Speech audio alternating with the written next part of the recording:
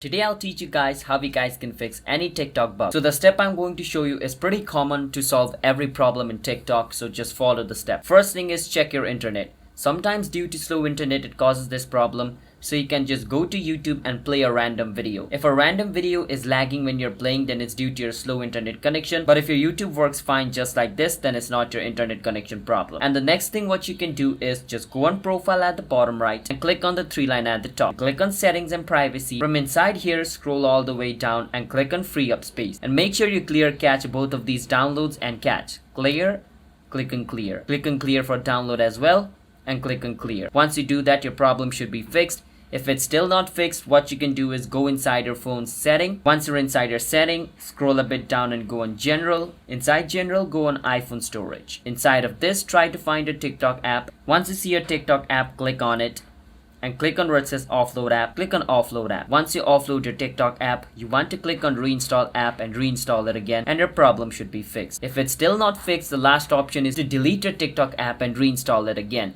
and that should probably fix your problem. So this is the common things you guys can follow to fix any TikTok bug. So if you guys found our video helpful, hit the subscribe to our channel How to Guide. I'll see you guys next time.